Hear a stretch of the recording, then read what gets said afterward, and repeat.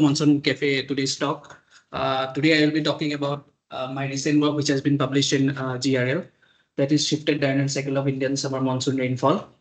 This I have done in collaboration with my two guides, Professor Indam Chakraborty and Professor Bhatt and Dr. Rajiv. So before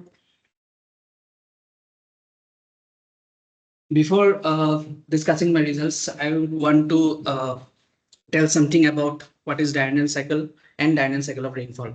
So any cycle which has a time period of 24 hours, in other words, which repeats itself after every 24 hours is called a diurnal cycle.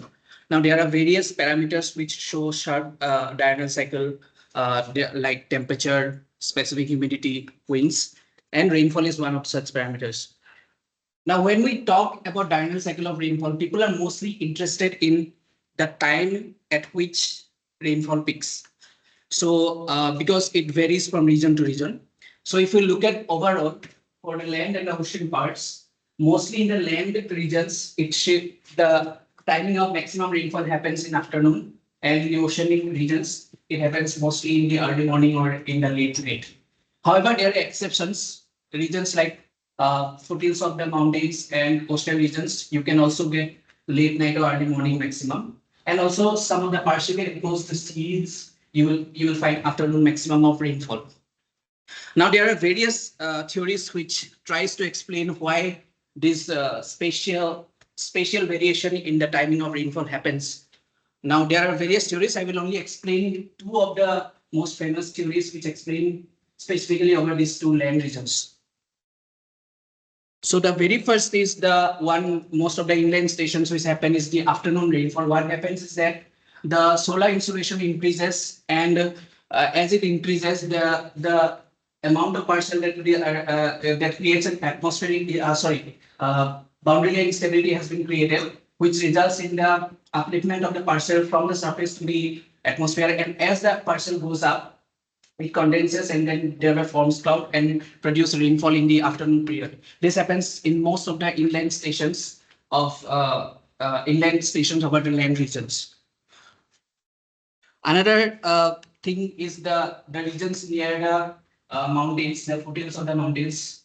You will find that if there is a prevailing mean wind type of pattern is flowing, and then there is a thermally induced winds. Thermally induced winds in the sense means at some particular time of the day, the direction of the wind gets reversed. So there is already a prevailing mean wind, and then there is an anomalously opposite winds which converge at some point away from the mountain that results in the condensation and thereby forms cloud. This results in the specifically in the late night or morning maximum in the foothills of the Himalayan regions. This phenomena also explains some of the coastal regions early morning maximum why it happens. Now, there are many other theories for many other regions for which rainfall peaks at a particular time of the day at a particular location. I'm not going to discuss all of them.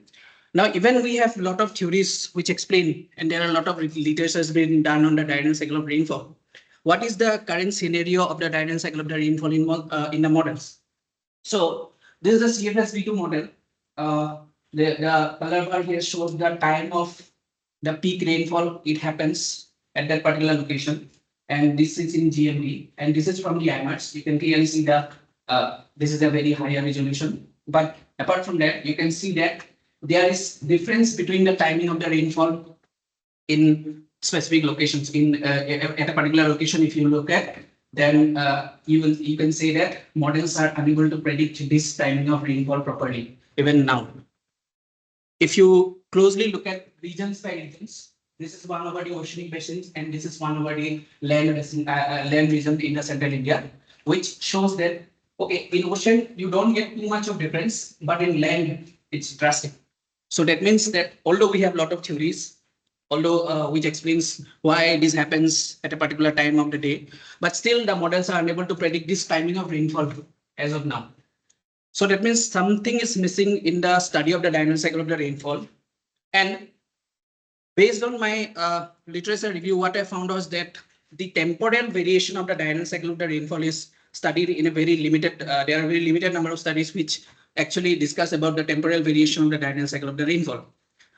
But still, I picked out some of the studies. This is one of the studies which is done by Fujita et al. In 2006. They have used 4 hourly data in 46 stations over this Japan region. What they found out is that this was the time period which they split into 2 parts. So this is the earlier part and this is the later part. So you can see that the morning rainfall has increased in the recent period and the afternoon rainfall has decreased in the period. The y-axis is actually the rainfall in mm per hour and this is the local time of that particular stations. This is average over all the stations. Another thing they found out is that the dominance of this morning peak happens because in the past period these 2 peaks are almost nearby, but in the recent time there is dominance of this morning peak. At the same time, the rainfall peak at this particular time is actually shifted to an earlier time of the day. So that means there is some change happening in the timing of the rainfall maximum over these stations. Another study by Yuan et al. In 2013, they focused on these regions over China, region 1, region 2, region 3. Again, the y-axis are in mm per hour and the x-axis are in local time. So you can clearly see for the region 1, there is increase in the morning rainfall, there is decrease in the afternoon rainfall. For the region 2, there is increase in the morning rainfall, there is decrease in the afternoon rainfall. And for the region 3, there is decrease in the morning rainfall and there is increase in the afternoon rainfall. At the same time, you can also see there is some shift of the timing of maximum precipitation in the region 3. So that means again, this study also shows that the diurnal cyclopeter rainfall phase is changing. Now, from Indian point of view also, Subramaniam et al. 2025, they used ISRO hourly rainfall, which is a satellite-derived rainfall data. In the time period 2001 to 2020, they're split into 2 parts, 2001 to 2010 as the past, 11 to 20 is the recent, and they have subtracted these 2 phases and found that there is delay in this particular region and there is earlier or the advancement of the phase of the diurnal cyclopeter rainfall in this particular region. So this leads us to our study that since from the Indian point of view also, based on rain gauge data, can we make a similar type of study? For this, we came up with the objective to understand the temporal change of the diurnal cycle of rainfall over India based on rain gauge data.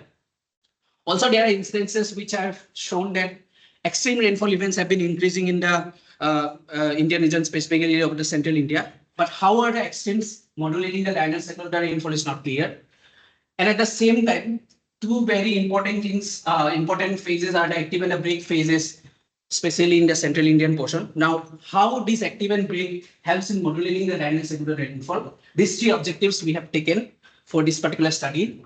And our data set was from 1969 to 2014, spread over 81 self-recording rain gauge stations from IMD. And I have split it into 2 periods, 1969 to 1991 and 92 to 2014. At the same time, I want to say that this change is so gradual year by year that even if I change this to 10 year period or 5 year period, the result won't change too much. So in order to explain the mechanisms and validation from various results, I have used HIMARS for validation and I have used the convective available potential analysis from ERA5 data. So let me first discuss how I have calculated the phase of the diurnal cycle of the rainfall. So for a particular station S, suppose rainfall is R, which will be for a particular station S, year Y and day D and hour H. What I did is that for every day, I will have 24 values. So I calculated the first Fourier transformation on this particular 24 values. I kept the first harmonic from them and then I reconstructed back, keeping only the first harmonic, which gives me RE. Now, from there, I have 24 reconstructed values now. I picked out the hour that correspond to the maximum of these RE values, which is the phase of that particular day at that particular station at that particular year. So based on that, I will have for every station, I will have n number of phases. Now I will take the mode of all those n to get the phase for that particular year and that particular station. Now, just for the past, this y is changed to past how many number of years, like 23 years. I have 23 into 122 phases. I will take mode of all the 23 into 122 phases for that particular station's phase. Now, after calculating the phase for a particular station for the past and the recent period, I algebraically subtracted the recent a past phase from the recent phase to calculate the phase difference for any particular station. And in my study also, I have used the amount, intensity, and frequency. I will just quickly define what is amount. Amount is nothing but the mean rainfall at a particular hour, at a particular station, at a particular station, at a particular hour for a particular time period. Frequency is the number of rainy hours happening out of the total number of observational hours. And intensity is actually the mean rainfall at only the rainy hours. The difference between these two is that this includes both rainy and non-rainy hours. This includes only the rainy hours. So with this, let me quickly show the results. So here is the very first thing is that for the past and the recent period, the phase of the Diurnal cycle of the rainfall for each of the 81 stations I have plotted here, which clearly shows that most of the inland stations we get afternoon precipitation maxima, the coastal stations or the orographically weak stations we get morning maxima. So which are obvious from our like previous studies also show similar type of results. So the main result from my study was the calculation of the phase difference, and I have found out that this phase difference shows some spatial homogeneity. Like if you focus on these three regions, the Central India region, the North India region, and the South India region, you get a delayed phase shift. And if you focus on the West India and the East and Northeast regions, you get an earlier phase shift. By delayed means shift to a later time, and by advanced we means shift to an earlier time of the day. Now, to verify this, I have also plotted the probability distribution of the phase differences for all the stations. The colored here indicates the same color as those of the boxes. And you can clearly see again from here, it's clear that for this South India, Central India, and this North India, you will see more towards the positive side. And for these blue regions, you will see more towards this negative sides. And hence, we can say that for Central India, North India, and South India, you get a delayed phase shift. And for East and Northeast and the West India, you get an advanced phase shift. Now, I will be only focusing on two regions, that is the Central India and the Western India. Now, since I have done harmonic analysis for my phase calculation, does the mean Diurnal cycle also shows a similar pattern? For that, these are the mean Diurnal cycle for the two different regions. This is for the Central India and this is for the West India. The red line is the recent period and the blue line is the past period. You can clearly see that for Central India, you get a later shift, and for the Western India, you get an earlier shift. Now for the Central India, you can see contribution from both frequencies and intensities. But for the Western India, frequencies not contribute, intensity contribute much more as compared to the frequency in the case of the phase shift for Western India. Now, does this phase shift also can be seen in other data sets? So for that, IMARS was available from 1998 to 2023. Currently, it is available till 2024, but for my study, I have taken till 2023, and I have plotted the trend of the phase. So this shadings colors are actually the trend of the phase. So you can clearly see that the positive trends actually aligns with my previously delayed phase, and my negative trends mostly align with my advanced phase. So that means this change in the phase of the Diurnal cycle of the rainfall is robust in different data sets also for this particular region. Now, in order to understand the contribution from the extremes, what I did is that for a particular station and for a particular hour age, I have taken all the rainfall values for the entire study period, and I have calculated the 90th percentile for those rainfall values. Any rainfall value which lies above that 90th percentile, I have considered them as H events, or you can say that heavy events or extreme events, and below that are the low to moderate or the non-extreme events. And based on some of my calculation, I have derived an expression in order to find the contribution from the intensities and frequencies of low to moderate and heavy rainfall events for a particular change in rainfall. So delta R can be represented as the sum of all these parameters, where this term is actually representing the change due to intensity of the low to moderate rainfalls. This is intense. This is the contribution due to the intensity of heavy rainfall events. This is the contribution due to the frequency of low to moderate rainfall events, and this is the contribution due to the frequency of heavy rainfall events. And these are the combination by both the intensity as well as the frequencies. Now, Before going to my results, I just want to show the things which will favor in which will result in the favor of recent phase. Recent phase in the sense means, suppose if you focus only on this part, this was my past phase and this is my recent phase. So if my recent phase has to get shifted from, if my phase of the diurnal cycle have to get shifted from this time to this time, there are three possibilities. It may result in increase of both the increase at every hour of the day. It may result in decrease at all the hour of the day. It may result in increase at my later time and decrease at my recent time. So if it increase, this increase should be higher than the increase in the earlier time. If it decrease, the decreases in the earlier time should be higher than the decrease in the later time. And this is well known that if it increase in the later time, if it decrease in the later time. These are the various possibilities which will actually favor in the shift of the diurnal cycle to a particular time of the day. Now, based on that equation, for these two regions, I calculated the contribution from all these terms. And what I found was that for the central Indian portion, this term was mostly playing the role, that is the increase in the frequency of heavy rainfall events in the recent phase, and the decrease in the frequency of heavy rainfall events in the past phase is actually contributing to the change in the diurnal cycle of the rainfall over central India. However, for the western India, we will see that these two terms are contributing more.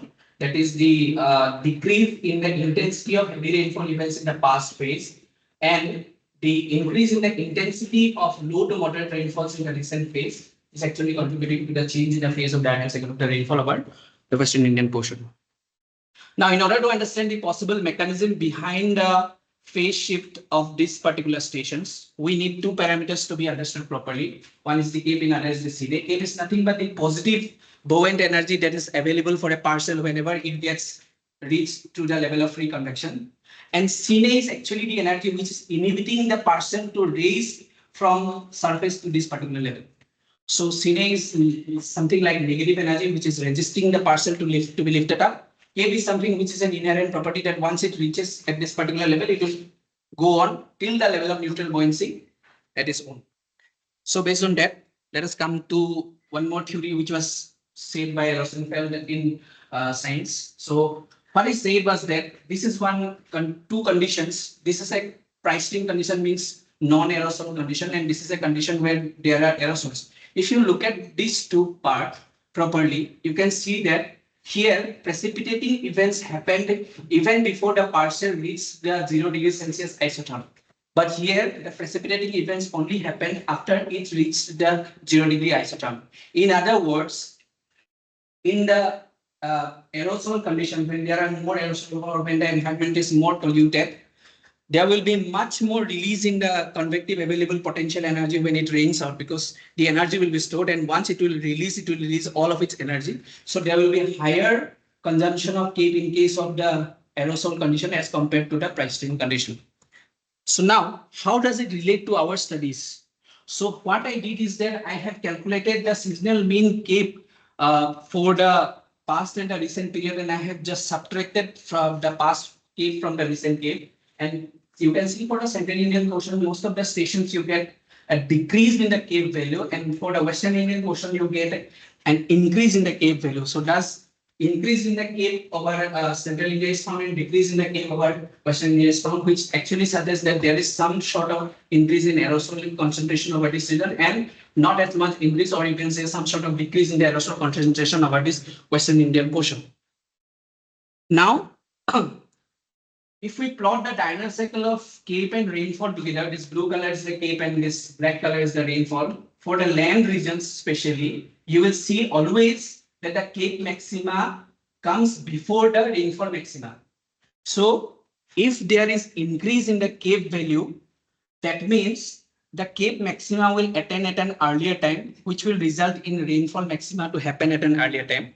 If there is decrease in the Cape value, so there will be longer time necessary to reach the Cape maxima, which will again result in the rainfall maxima to reach at a later time. So in summary, this is what this thing is sure that Cape will always come before rainfall in case of the Indian land regions. Now what happens in the central India, there is increase in aerosol, which will result in more consumption of Cape. As there is more consumption of Cape, there is decrease in the Cape over this region. Now, this decrease in the Cape results in Cape maxima to reach at a later time, which actually results in the delayed phase shift of the dynamic of the rainfall. However, over Western India, there is decrease in aerosol, which results in less consumption of Cape, which results in the increase in the Cape, and this results Cape maxima reaches at an earlier time, which results in the advanced phase of the diurnal cycle of the rainfall over Western India. Now for Central India, I have already mentioned that active and break days are also very much important. Now how does active and break days help in this particular phase shift in this particular time period? So this is the diurnal cycle of rainfall for active and break days for the Central Indian portion for the past and the recent period. You can clearly see that for the active days, the afternoon phase does not shift. However, there is decrease in the morning rainfall in the recent period, but the important finding is that the afternoon rainfall peak is at the same time of the day. But in case of the break days, there is a significant shift of the timing of maximum rainfall to a later time of the day in case of the recent period. And the figure I have skipped here is the trend of the number of break days calculated over this particular time period, and it's found that there is increasing in trade, especially in this period, 1969 to 2014, there is increase in the number of breaks days and there is decrease in the number of active days. So this increase in the number of break days is again contributing or is adding to the delayed phase shift over the Central Indian region. So in summary, we found is that there is change of phase of the diurnal cycle of the rainfall, especially over the Central, North and South India, we show a delayed shift. In the Western and the East and the Northeast India, we show an advanced shift. Now, how these extremes modulate? The frequency of heavy rainfall events at a later time of the day increase and showed is responsible for the delayed phase over Central India, and decrease in intensity of heavy rainfall events at an earlier time of the day is responsible for the Western India. Now, for the active and the break days, the increase in the break days is actually contributing to the delayed phase shift over the Central India. Now, the one possible mechanism which we hypothesize over here is that the decrease in the Cape over Central India and the increase in the Cape over Western India is actually responsible for the delayed or advanced phase shift over the Central India and Western India. Thank you.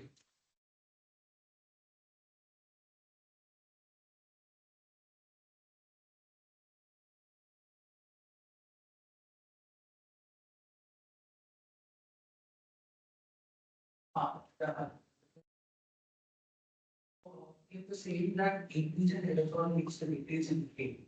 Yeah. So what kind of emission are you referring to there, and at what altitude is the aerosol increases in level? No, I have not looked at each individual level. I've taken that total that aerosol concentration that was from MERA to satellite data, MERA to reanalysis data, and from that that decrease and increase has been shown. Yes, that I have not seen from different. I have taken all together the AOD, aerosol optical depth, from all data. Yeah.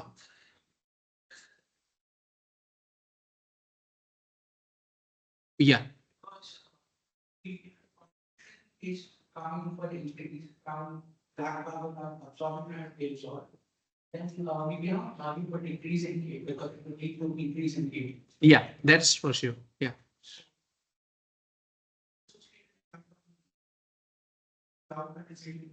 Therefore, how should overlap again now? I believe that it's not resolved. So yeah, again, decrease in aerosol of Western India. Western India, that's the place where we have dust aerosols. Yes, yes. So is it fine mode or closed mode? Closed mode, right? Mostly closed mode. No, I have not seen which mode it's. I've just taken the total AOD depth over there. And this is just hypothesis. I have not done anything related to this one. There's only one more thing which I have done over this Central Indian portion was that there's one paper from Maggart and Emmanuel in 2017, which actually shows that if their surface, if you look at from a one-dimensional model, they have shown that if suppose there is a land region like this, that here we get a moist surface, and on top of that, if there is dry winds flowing, so as this surface temperature increases, there will be delayed in the timing of happening of the Cape at a, I mean, delayed in the timing of maximum Cape. Now, if the maximum Cape timing delays, So this theory was actually we did much more as compared to the one which I'm talking here. This is just an hypothesis which I plot. That we need to look at further in details that we have not looked at further. So we have.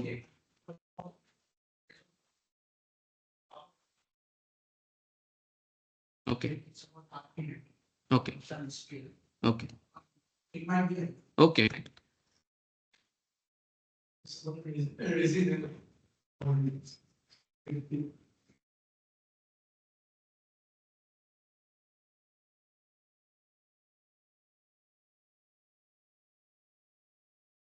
Hi, Ritvik, you have any doubt?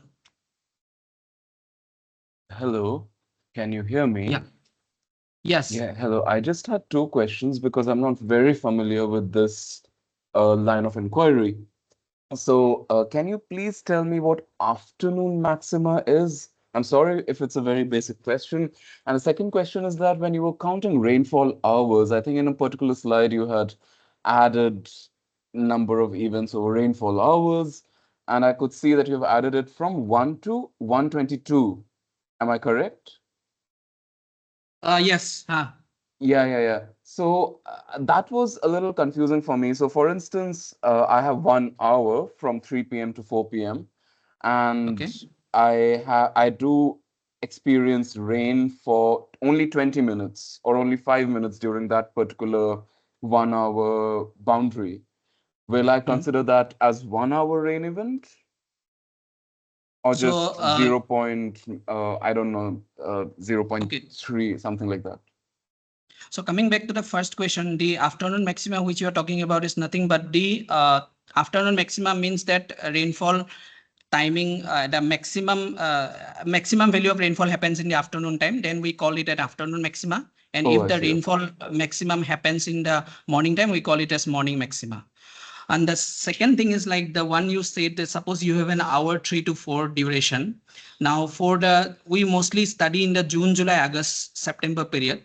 So for that particular period, you will have 122 days. So that means every 24-hour value, you have 122 values. That's why the number 122 came. Now for each hour, if you want to calculate the say mean rainfall, you will calculate the say out of the 122 hours, say for 3 to 4. Right now I'm considering the 3 to 4 hour Right. duration. So you have 122 values on that particular year. Now out of those 122 values, it may happen that only 50 values are raining and remaining 60 may not be raining.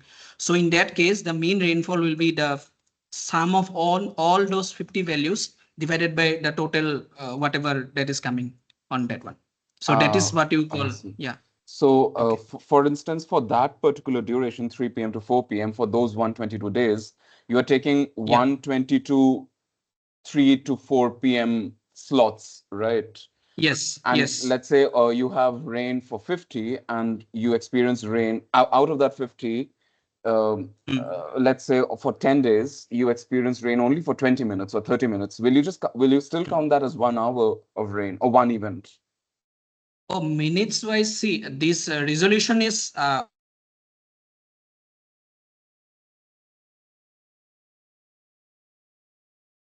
Hello? values only. So now, if it rains within that hour, say for some particular threshold value it crosses, then it declares that particular hour as a rainy hour and that particular. Yeah, I got your question. Like you're saying that suppose 3 to 4 and it rains only from 3 to 3:10. Suppose Only it for 10 crosses some minutes, yeah. particular value. Yeah, if it crosses some particular value, then we can consider that entire rainfall value for that entire hour itself. Yeah. Oh, and that threshold value is calculated as millimeters. In that is in millimeters. Yeah. Okay. I understood. Thank you so much. Thank you so much for your time. Cumulative. Yeah. Yeah. Okay.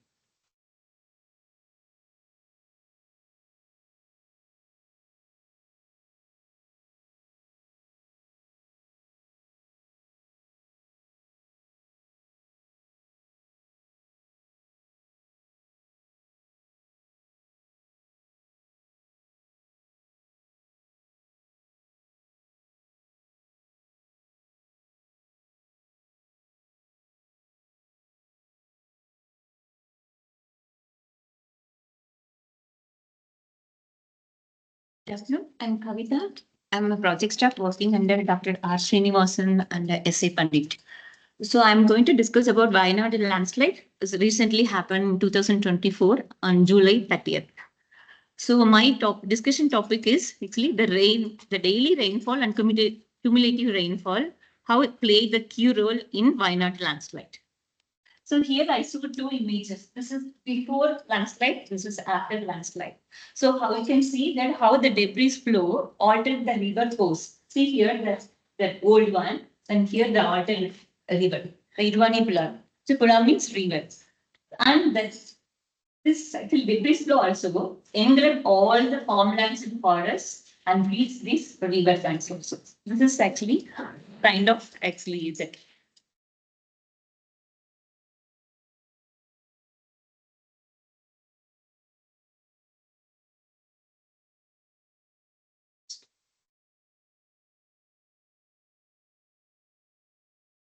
So this is the landscape of Bellarimala region.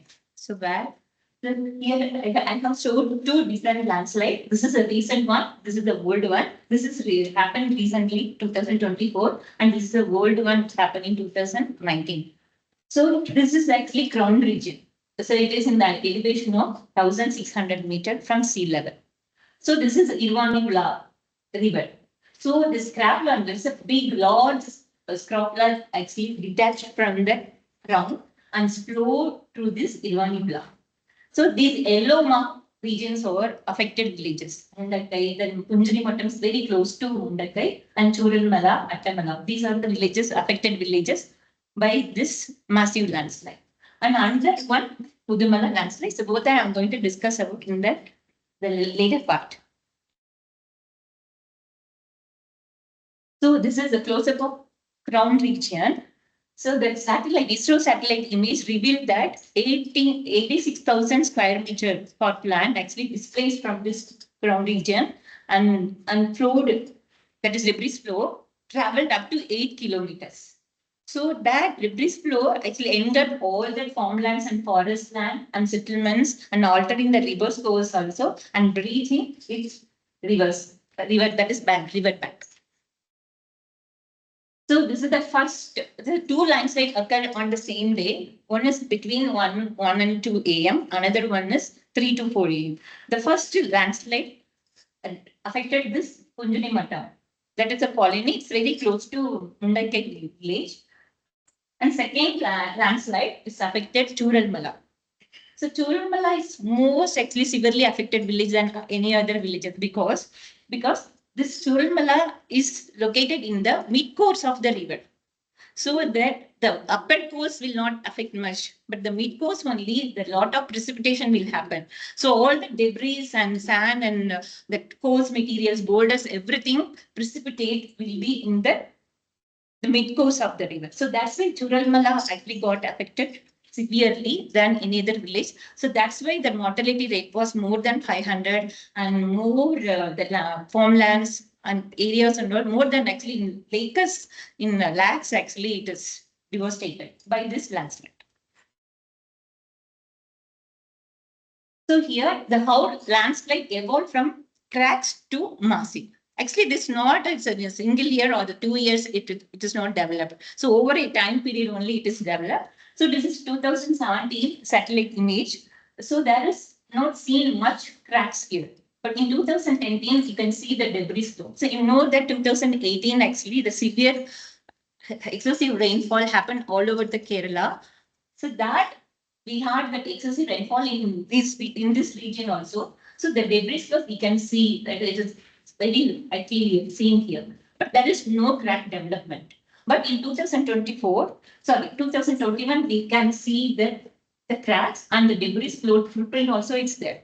So because 2020, we had minor landslide in the same source, actually where now recent landslide happened, the same source, 2020 small scale landslides happened. So that actually, so that made that fracture. So open and the fracture, it will be in the meters only, but over a time, the crack and fracture, it's became very deeper and wider. So the 2 days rainfall in 2024, the 29 and 30, the water infiltrate these fractures. that infiltrated water saturate the slope. So because the pore water pressure will be increased because it's the water trapped in between the porous materials, the boulders and soils, that the water will saturate the slope and try to push actually the outward. So at that time, the fracture that the boulder, the slope actually get fractured and it start to failure and that massive landslides happen. So this is the reason.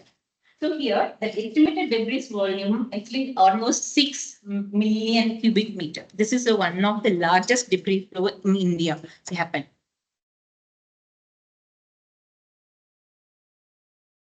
So this is a liturgical map, that is rock map. So here I showed 221 historical landslides. This between 2015 to 2022.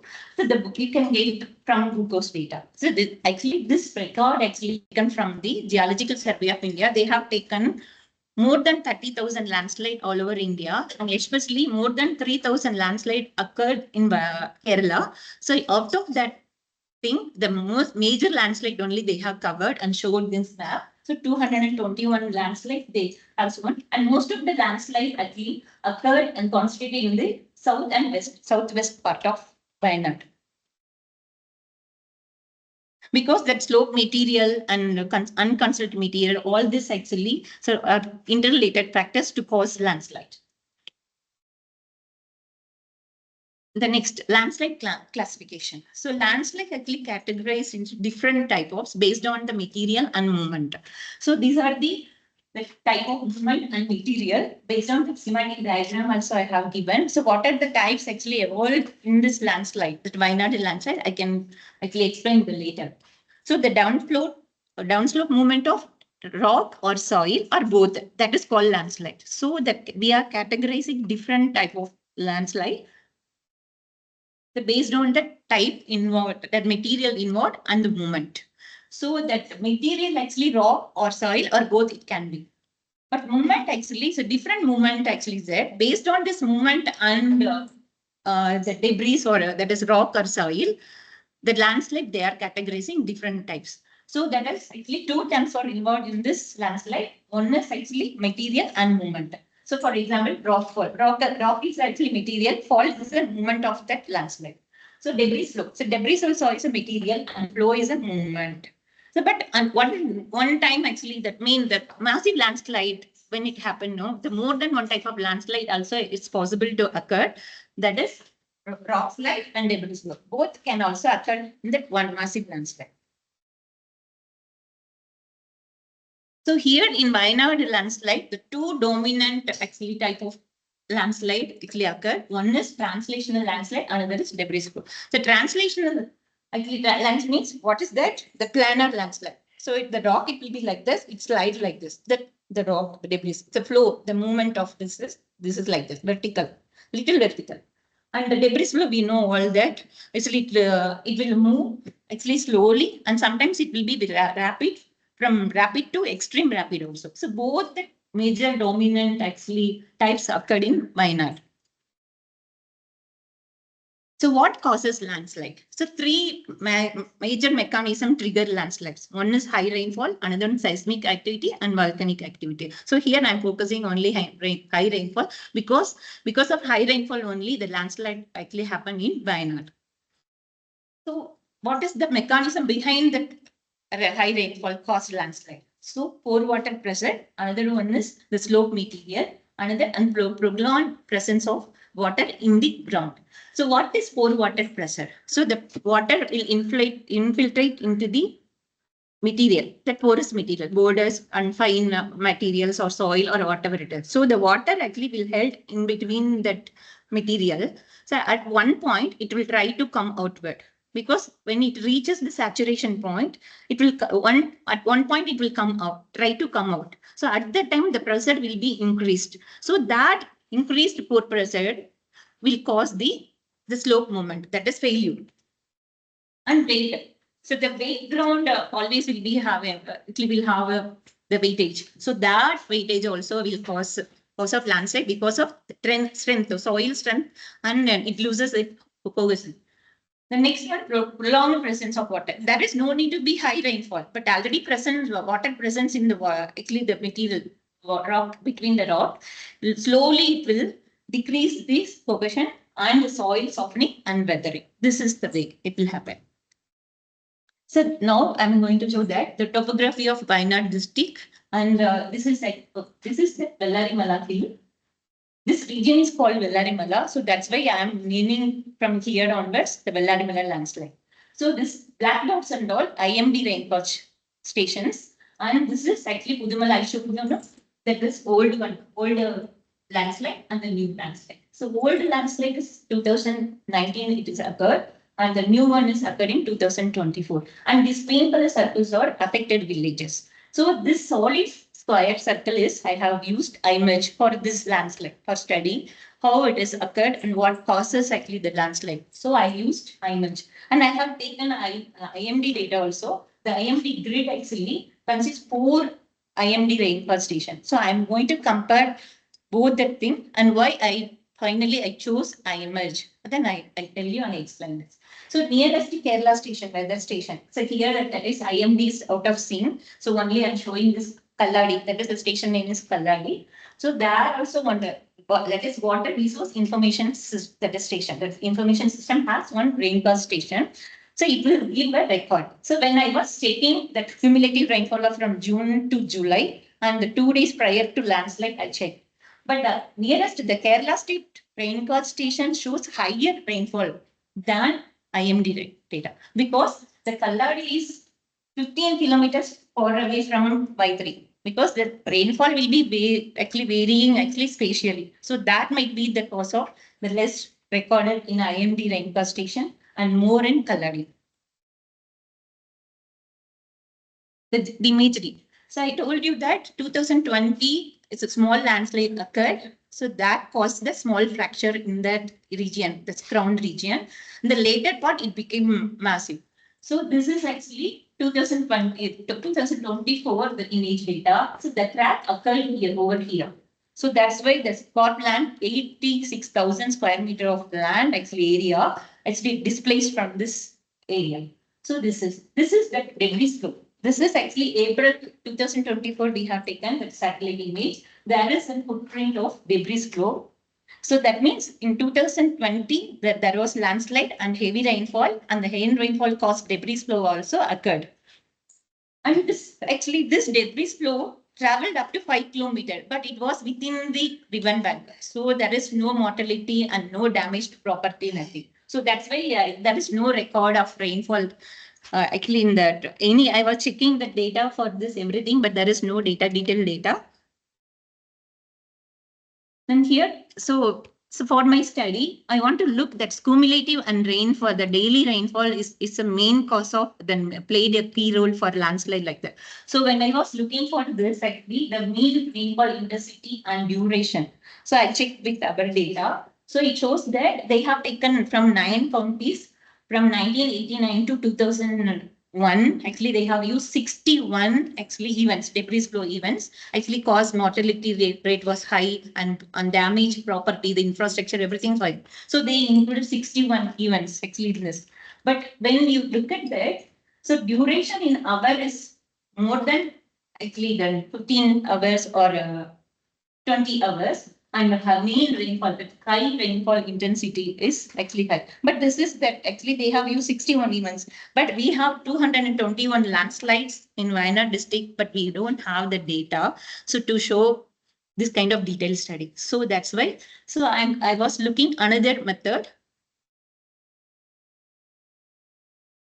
This is another method they have used. There is 2 types of landslide, shallow and major landslide. So shallow landslide occurred the daily rainfall, the intensity and the time duration is very less. When massive landslide happened, when it was the duration is longest duration and low rainfall. So that time, but this kind of data is also we don't have to actually check that our landslide which criteria it comes under this, which is actually because of duration or like that. So that's why. So I used IMERGE data to find that daily rainfall or cumulative rainfall, both are caused, both caused the landslide. So why did the largest landslide occur? When I was looking for that, so we know that rainfall is the main cause of landslide. So actually we have only two type of data: rain gauge data, another one is satellite data. So when rain gauge, where is the dense network of rain gauges actually lack, so we can use satellite data. So here I showed that Wayanad district topography. So only 6 rain gauge stations over the whole Wayanad districts. That is actually it's not visible to calculate the rainfall and why it is caused landslide. So that's why satellite is the best one, because the satellite will give the area average rainfall. But station record exactly point based record, that particular point and particular area. So how the rainfall, how much occurred, that only to show. But the satellite area will show, it give you that area average data. So we can use that. So that's why I used iMerge. This is spatially actually resolution also 10 by 10 kilometer, and another and temporal resolution also, that is 30 meter. So that's why I used iMerge here. So that the same thing I have given temporal resolution and combined and multiple satellite data it's gathered, and including rain gauge data also it taken. So that's why it will be more precise than other data. So I used here. So there are 3 products: early run, late run, and final run. So early run actually it extrapolate the data. So it will give more actually. The data will be higher. But if the latency is 4 hours, after observation time, it will update actually the data, original data, but it will not be the precise because this is extrapolated. The later, but only one thing actually we have that very good when you can use this early run means when you are predicting the rainfall triggered hazards and all, at that time you can. So the reason actually that landslide also, when you have this proper data, we can be very aware, the alert that is going to be something happen in the future. So that time and all we can use it. But later actually, when there is actually the lack of final product, so we can use later. So I'm not discussing about later here. Only I have taken early run and final. So final only that very accurate data. So we can use for the detailed research study. So here I have used iMerge. I told you that IMD data also I have taken. iMerge data also I have taken. So iMerge 10 by 10, 5 grids I have taken. And IMD. So in 5 by 5 iMerge grid, there will be 4 grid IMD grid. It can be is located. So this is the location, the iMerge grid. Actually, I'm showing iMerge. So iMerge, this is a location where Y3 station is located, and this is a landslide origin. So here when you iMerge data is, you can see there is 2,770 mm actually rainfall occurred, the cumulative rainfall. I'm talking about here, not a one day. This is cumulative rainfall. This is whole IMD. So this one IMD grid actually covered 4 rainfall stations. Both by 3, Thanangka and Ambulavoy. So the rainfall data, you can see that 2022 mm. Why this variation means that is the difference in data is different in the area. So because iMerge gives you the spatial average spatial variation, but IMD is a point based. That is the difference we have here. And this is only one IMD rainfall is covered in this grid, and another one is this IMD. So only one. So this actually how they made it means they will make that weighted average. 4 stations, each and every station they have that weight, and they can multiply with the rainfall, recorded rainfall, and after they will calculate weighted average. So that way they calculated. But anyway, so we have the higher rainfall in iMerge, but IMD shows the 2022 mm only because of that point and spatial average. That is the difference. So I want to check that how that performance actually IMD and iMerge. So here, so I have taken from June to July, both the data I have taken. So here that IMD data is less because the point based. That is, I want to tell you that how can I actually choose it. So this is IMD data is showing less rate, but iMerge is showing it's a higher rate because that is area average data. This is point based data. So that difference will be there. That's why I chose iMerge for this type. The early run. So 2000, I have taken 25 years of data, the same that where that origin actually, the origin of landslide. The same actually area I have taken 25 years of data. So early run shows extrapolation. See, the 2 months data, it shows more than 4,500 recorded. Actually, recorded data is different, but it will be very useful when you are predicting the future. So, but this is actually not the right one for our study when your details research study and all. So we cannot use this product. And final run. So final run, how variations were there? Before it was 4,500 and now we have 2,500 something. So this much, because this calibrated, updated data is available in the final product. So that is the more accurate data. So that I have used. So here, 2007 and 2009 and 13 and 24. But 2024 is actually the highest rainfall, but there only massive landslide happened. But 2013 actually, so more rainfall than 2024. But there is no landslide happen. Why it is? So 2020, there is a small landslide happen, that is the reason. So before there is no crack in that previous years, before 2020. So that's why the heavy rainfall also didn't cause any landslide. But after 2020, because of that already pre-existing landslide, so this high rainfall causes the massive landslide. So I want to show you how the difference actually after 2020 and before 2020, I want to show you that the variation. So I have taken 2020 to 2024, 5 years data I have taken. See here. So 2024 is having the highest rainfall, but that caused massive landslide. But after 2020, there were no actually landslide reported. That is the cause. The final run, this is Pudumala. I showed you the two different landslide I'm studying because. So what is the difference between these two slides? Like I want to. So this is Salar. I told you the minor landslide occur in Pudumala comparatively to Wayanad, that is Vellarimala landslide, because this is also massive landslide. It is also fertility rate was 17 and all it was that. This is massive, but comparing to the recent landslide, this is a minor one. So that rate was. So that until this year, it was gradually, it's okay. The cumulative rainfall is okay. The slope saturation and all, it will be fine. But when it is sudden gradual increase in these days, so the soil will get saturated, and at that time, pore water pressure will increase. And then after pore water increase, that actually made the rock or debris flow will be more at that time. The conclusion. So both high daily rainfall and antecedent rainfall are important for the initiation of landslide, and antecedent rainfall creates the condition, the landslide condition, but the high daily rainfall initiate the debris flow. So we had the debris flow volume 6 million cubic meter and it traveled up to 8 kilometer. Because of that, when the mortality rate was very high in recent landslide. So for that initiation, the daily rainfall might be the cause. Then since the forecast of high rainfall, actually before 2 days prior to landslide, if it is available, it will be easy to evacuate the people. So to move them to safer side. New guidelines must be developed for landslide warning based on antecedent rainfall and future forecast of high rainfall. So this is actually we concluded. So in these studies, in this analysis, we found that after July 15th, we have to be very alert because the cumulative rainfall crosses 2000 when it is crosses 2000, and after 2015 only most of the landslide, that is most of the landslide means the 2-3 landslide when I was checking. So after July 15th only it is occurred. So we have to be very alert when it crosses 2000, that is July 2015, sorry. So July 15th day, and it is when it crosses 2000 then we have to be very alert. There is a possible of massive landslide or a smaller landslide also. So this is actually my conclusion. Thank you.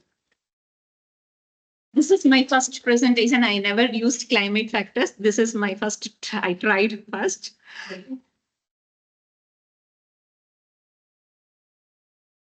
So there's a orographic rainfalls. I didn't get. I myself has a drawback in its orographic rainfall calculation. Yes. So how can you trust IIM's data in your saying? And this is the first thing. Second thing is that time series which you store, is it daily rainfall time series or hourly or half hourly? Half hourly. Half hourly. Yeah. Both IMD? IMD is actually that is per day. So I calculate into daily rainfall. So I have taken from iMerge. Yeah, daily only I calculated.